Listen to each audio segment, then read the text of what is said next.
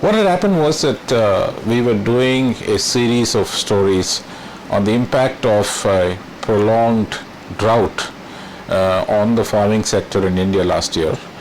And as a part of a series of field reporting based stories, Radheshyam Jadhav was traveling in some areas in Maharashtra which were particularly prone to drought. But he happened to go to Bede essentially to look at the impact of drought. He wanted to do a story on how it is impacting the labor there, the landless labor which works on these farms, and in particular the women. And what he discovered there was extremely shocking and horrifying. He discovered entire villages where the working women had undergone hysterectomies. In order to avoid having a period during the harvest season, menstruating women, for a number of sociological and historical reasons, are considered unclean in many parts of India among many communities. And the contractors who basically ran the business of the cutting of sugarcane in the sugar growing district did not want menstruating women, because that would mean that those women would need a few days off the job during their menstrual cycle. And in order to avoid the loss of those 3 or 4 days of wages, these desperately poor women were actually having their uteruses removed via surgery.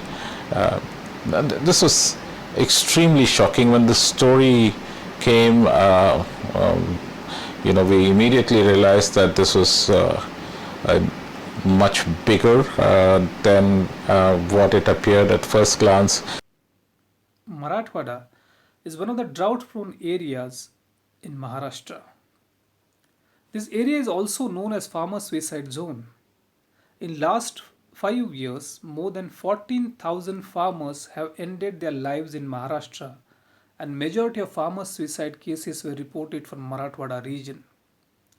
April this year, when I was traveling in Marathwada, I decided to focus on what happened to farm widows, women farmers and daily wage laborers. I was traveling in Bede district, which is known as a district of sugarcane-cutters.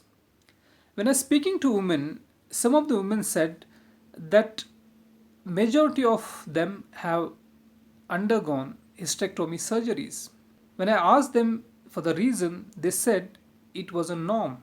The perception that was being spread in the region was that sugarcane cutter women have health issues and that's why they have to undergo these surgeries. When I started investigating, I realized there's a nexus between sugarcane contractors, male members in the family, and medical practitioners in the district. Sugarcane contractors were unwilling to hire women who have menstrual periods because they will demand a break, they will demand off, and it will halt the work.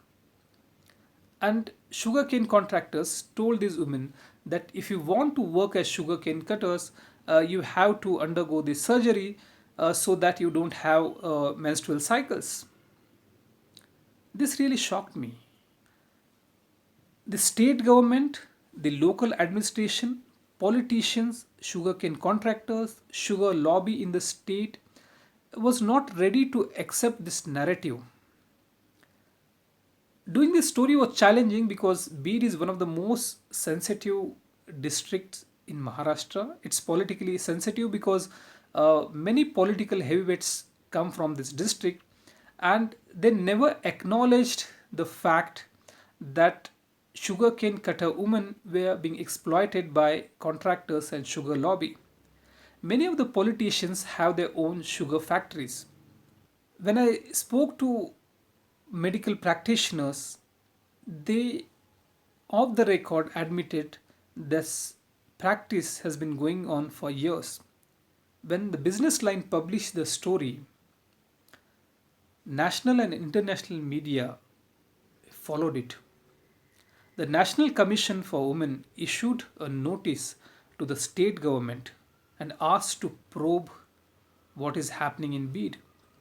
The state government appointed a committee, and recently the committee submitted the report, and for the first time the state government has acknowledged that sugarcane cutter women are being exploited, and the number of hysterectomy surgeries in Bid district are much higher compared to other districts.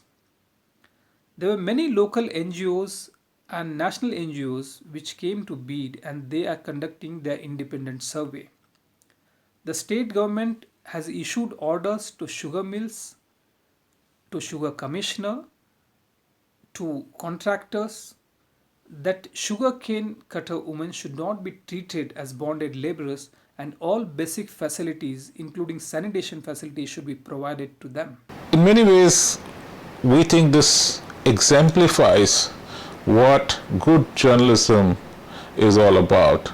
It is about reporting the issues which those in power, the rich, the powerful, do not want highlighted because it highlights their shortcomings, it highlights failures of governance. It also gives a voice to those who are voiceless. These poor landless labor who are so desperately poor that they're willing to simply give up their biological rights as potential mothers in order to just not lose a few days of wages. Nobody had ever spoken for them. Nobody had ever brought out their stories to the world. And we're very proud at Business Line that this story in particular gave them a voice and